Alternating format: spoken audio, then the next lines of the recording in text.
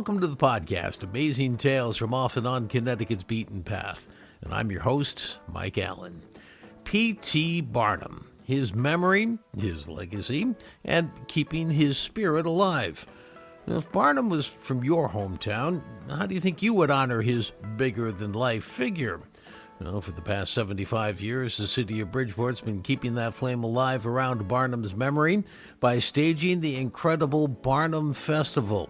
Now, today we're going to look at the man and his festival through the eyes of the person entrusted this year with keeping that flame going.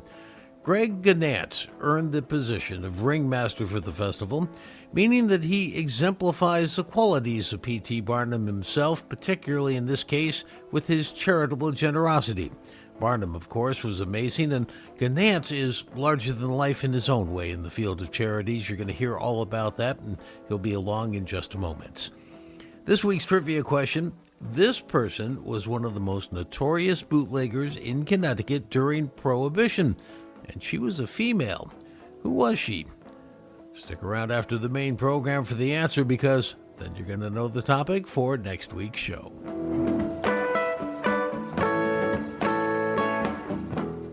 You might say that P.T. Barnum needs no introduction. After all, the most famous showman in history certainly left a legacy that we all still recall 150 years after his death. And yet, I promise you, you're going to learn a lot about the man in this episode that you never knew before. Some incredible institutions that he created or financed, and his generous soul that benefited his adopted hometown of Bridgeport. Now, Barnum's always been most widely identified, of course, with the Barnum and Bailey Circus, but that was frankly just a project he started in retirement. Up until then, he loomed larger than life in many other ways, most notably at Barnum's American Museum in New York City. That's what made him the country's first millionaire and an international superstar. And yet he meant so much more to his hometown of Bridgeport in ways that many never saw. Now, residents of Bethel, of course, are going to bristle when I say that, because Barnum was actually born and raised in Bethel.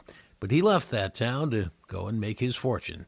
But he always remained extremely fond of Bethel. He returned on several occasions for visits, and he always credited the people there with helping him learn the secrets of life and business that propelled him to his wild success. Now, today's episode also focuses on a festival. Not just any festival, mind you. It's the festival that's been around for 75 years and is focused squarely on Barnum.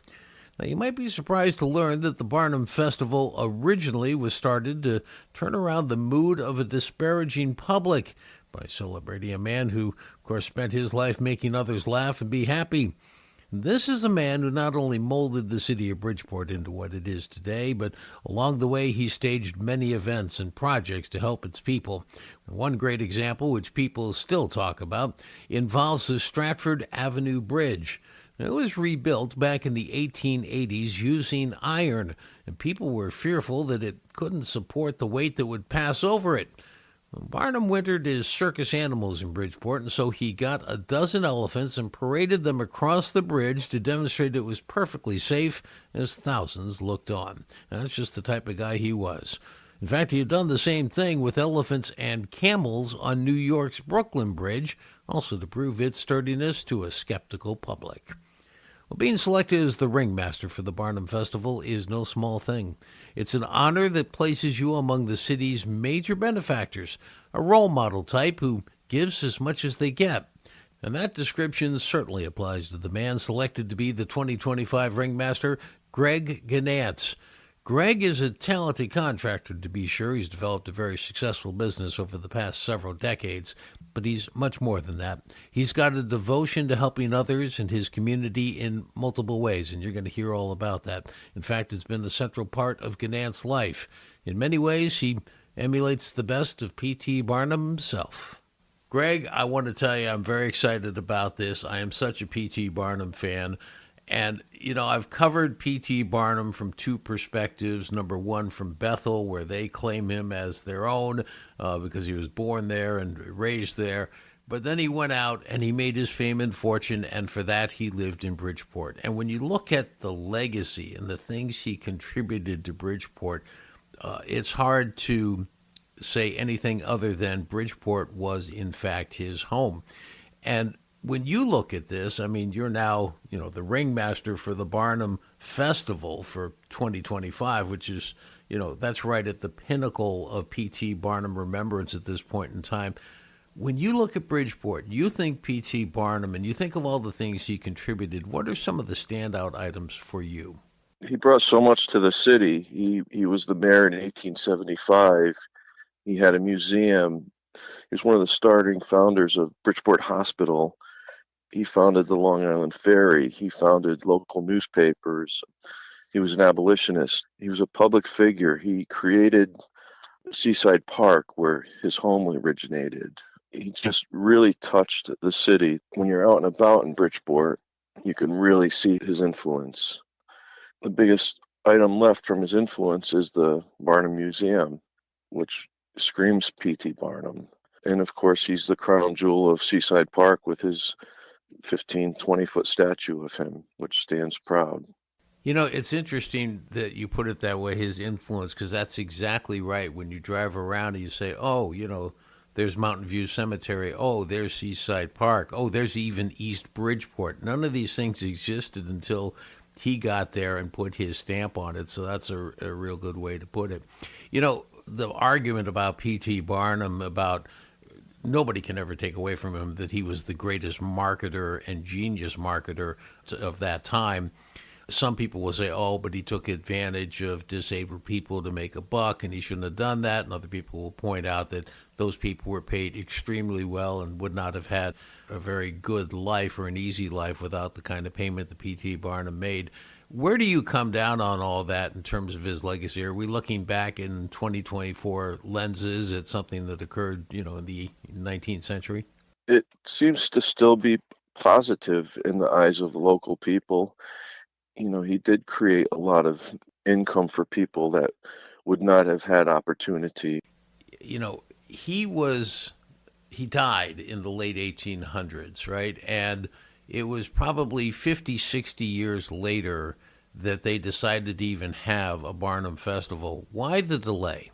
I'm not sure that his influence ever faded, but the whole reason for the festival was public morale boosting. After World War II, people came home. There was a lot of unemployment due to manufacturing that was created for the war. There was public despair, and people needed something to hold on to get community out and about.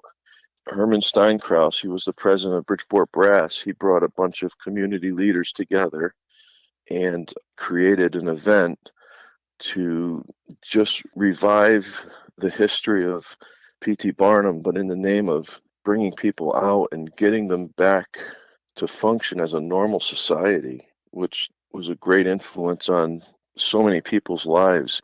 As you're in Bridgeport, everyone remembers P.T. Barnum with the elephants on the bridge, the elephants going down Main Street. It's still a big influence and big event for people.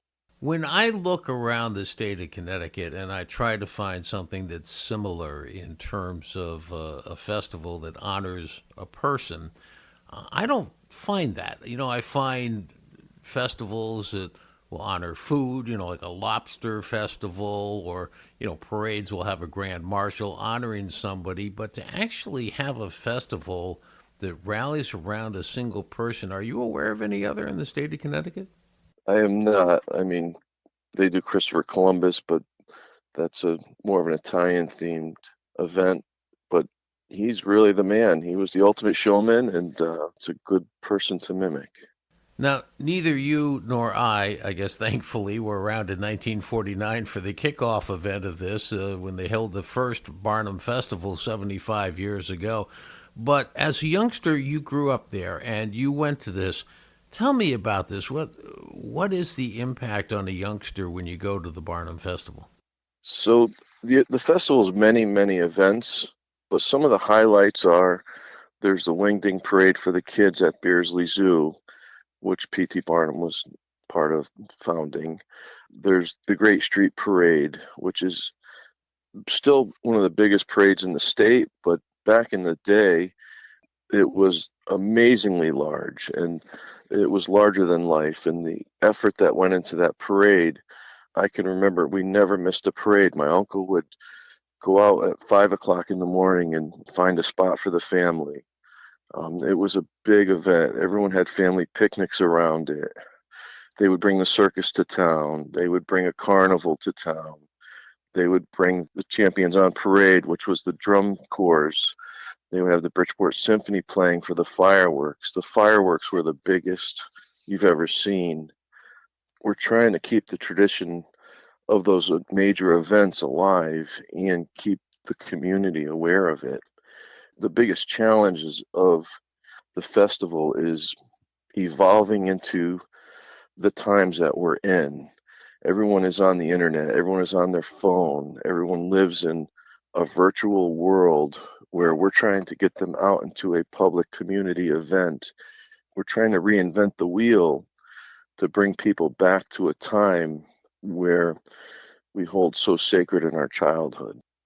So when you talk about the Barnum Festival, I've read about you a little bit and I've noticed that this was actually sort of a dream of yours at one point in your life when suddenly you thought, someday I might like to be the ringmaster of the Barnum Festival. And one of the things I think that all these events have in common is you go to them, but you don't give a second thought to who actually sat down and organized this and came up with the blueprint for it. You just go and have fun. And I think that the Barnum Festival is a little bit different in that they highlight this one position, the ringmaster, to bring it all together and give you a lot of fanfare and that helps with the promotion a bit. Tell us about this sort of desire on your part to become this and what it meant to you to actually be named the ringmaster for 2025. Well, growing up, it was always the who's who, and we were always excited to learn who's going to be the next ringmaster because it was always somebody larger than life or somebody that everybody knew in the community.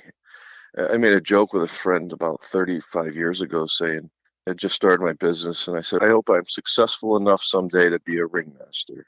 That was it. It got put away in the thought process, and we always participated in going to the events and enjoying ourselves. We started getting more active going to events when Peggy and I got together about 10 years ago. A longtime friend of ours who's been involved in the festival for 30 plus years was finally getting his opportunity to be ringmaster, and he invited Peggy and I to be part of it. And that was where it all began. You are no stranger to doing civic good in the community. You do the Swim Across the Sound, Jam at the Dam. Tell us about those. We developed a cancer fund through Swim Across the Sound in the name of our family. Cancer's been very prevalent in our family, so we work really hard. I lost my brother and both my parents to the disease, as well as my grandmother and a lot of relatives. So we work hard and we generate car shows and concerts, stuff to bring funds and community awareness to cancer. Jam at the Dam is strictly a fun event that my friend George Zawali and I worked on and created, and it's usually a country music festival in the summer. So we have fun with that. And then we do the car show for the Barnum Festival, which also includes a concert. It's the biggest car show around. We've had 600 cars. We've had concerts and carnivals as part of that. We have a food truck festival part of it. So we're very active in putting on events, and we've put on large events for many years for different causes over the years. Now, Jam at the Dam is fun. One of the things that probably wasn't so much fun, you heard on, just like everybody else, on December 14th, 2012, about the mass shooting at the Sandy Hook Elementary School. And you heard something on the news that night that spurred you to do something remarkable. Could you tell us that story? So I heard on the news that someone said there's 26 new stars in the sky. I'm a coppersmith. I'm a contractor and carpenter by trade. And as a hobby, I love doing copper work and making things out of copper. And I had just come up with a pattern to make these three-dimensional copper stars. When someone said that on the news, I went to sleep And I woke up in the morning and it was just matter of fact, I'm going to make 26 stars in honor of these families. And I called my cousin Anthony, was the assistant fire chief at the time. Now he's the chief. And I said, Anthony, I dreamt this up and this is what I want to do. What do you think? And he said, whatever you want to do, cuz. So this was Sunday. I think it was Monday or Tuesday. I drove up to Sandy Hook. My cousin had to meet us in town to bring us into the firehouse because it was still an active scene. And we looked at the firehouse. I measured the roof and went home and started working. And that was our project. We did the first permanent memorial of the stars on the Sandy Hook Firehouse. Which are just remarkable. And anybody who drives by the Sandy Hook Volunteer Fire Department and sees those stars on the roof, you are the person responsible for them. And so it's no real stretch, in my imagination at least, that the theme that you have picked for this year's Barnum Festival deals with children's charities. Can you explain that?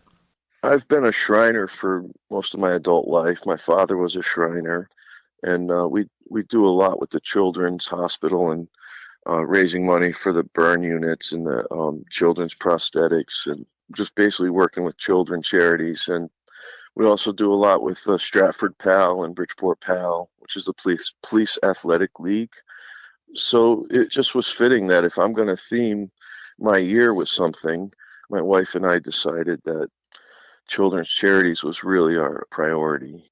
We're going to work hard to raise money for several children's charities this year, and that's going to be our goal. Well, I suspect that Barnum is smiling from his final resting place in the Mountain Grove Cemetery. It's a beautifully designed cemetery, and yes, another thing in Bridgeport that P.T. Barnum created himself.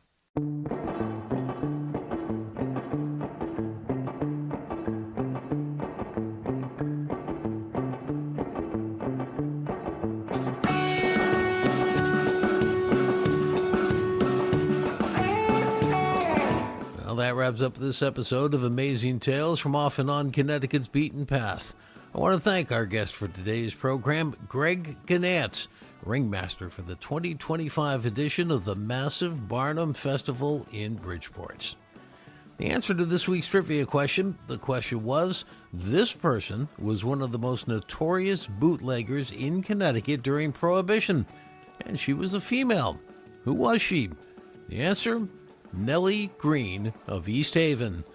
Next week on Amazing Tales CT, you're going to hear about the exploits of this opera singer turned rum runner during the Roaring '20s in Connecticut. Amazing Tales from Off and On Connecticut's Beaten Path is a production of True North Associates, LLC. This is Mike Allen. Be safe and please stay healthy.